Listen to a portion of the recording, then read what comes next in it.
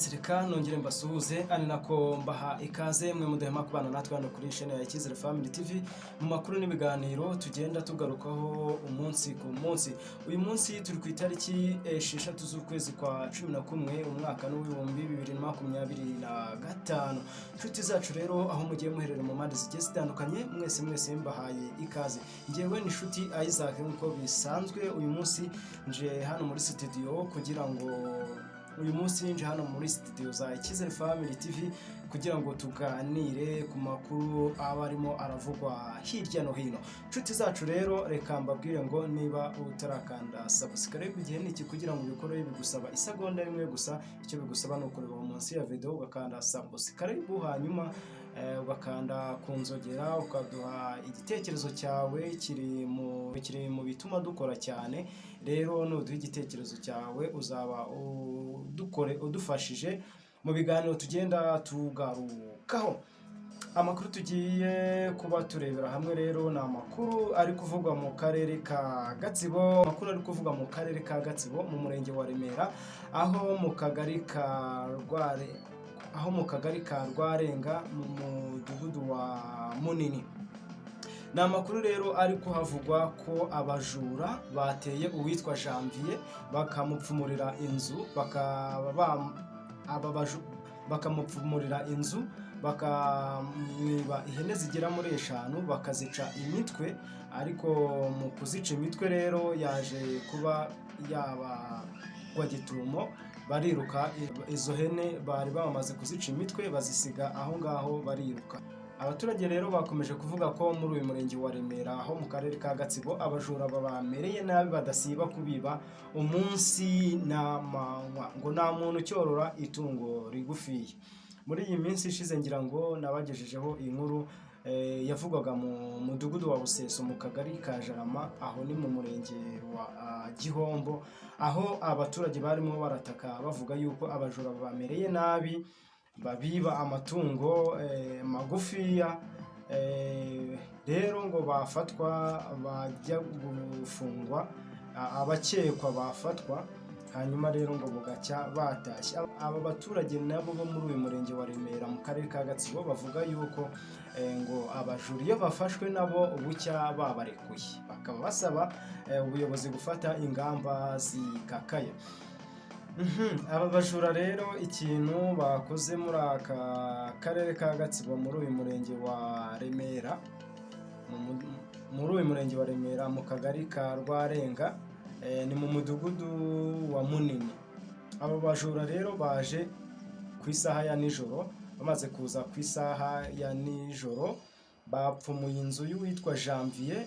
Bayipfumuye ahantu harenga kuri 5, bagapfumura hamwe basanga nta matungo arimo bakikomereza, bagapfumura no mu rundi ruhande basanga nta matungo arimo bagapfumura mu rundi ruhande.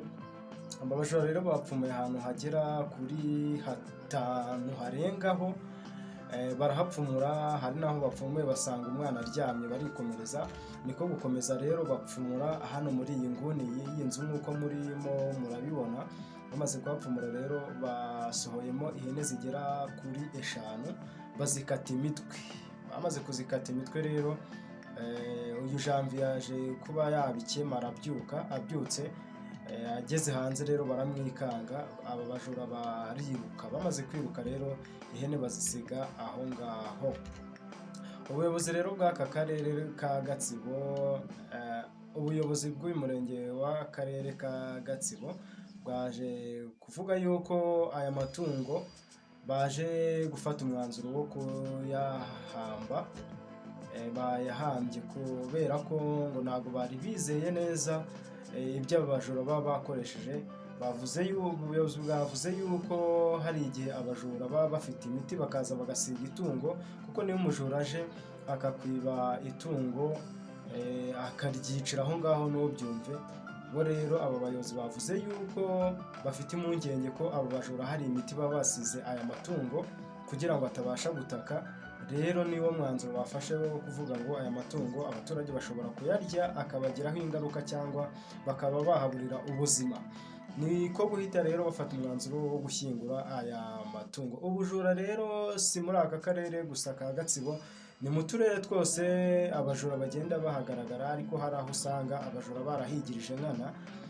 Ugasanga rero abaturage bafite ikibazo cy'ubukene baterwa no kutorora, kuko niba woroye itungo rigufiya, umujura araza ritware, usange biri kuzana intandaro z'uko abaturage bararana n'amatungo. Hari n'urisigarana, yaba asigaranye iryo tungo akavuga ngo ntabwo itungo ryanjye ndarishyira mu kiraro, wenda bazarinsinde hejuru. Bigatuma rero abaturage bamwe na bamwe, ya gahunda leta yashyizeho yo guca ko abaturage bararana n'amatungo, ugasanga umuturage ageze impungenge araranye n'itungo.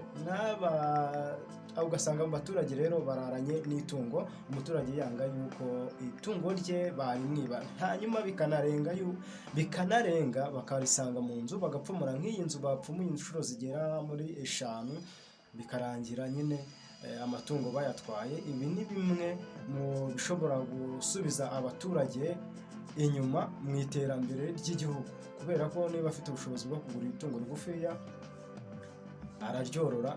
Dore ko uyu muturage yavuze yuko aya matungo yari afite, izi hene zigera kuri 5, hari izahakaga, yari afite intego ko nizimara kubyara azoroza n'abaturage bamuturiye, cyangwa se akazigurisha zimwe na zimwe akagira ibyo yikenuramo.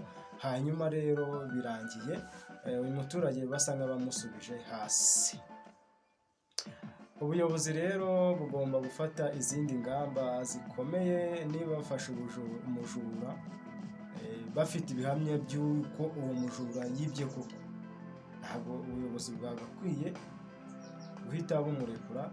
Byibuze abaturage batakaga bavuga ati byibuze dushaka ko umujura uzabifatwa hano muri aka karere ka Gatsibo, muri uyu murenge wa Remera, bajye bamutwara uwo mujura, amare nk'imyaka 5, amare nk'imyaka 4, cyangwa se bamutware burundu, turebe yuko twagira amahoro.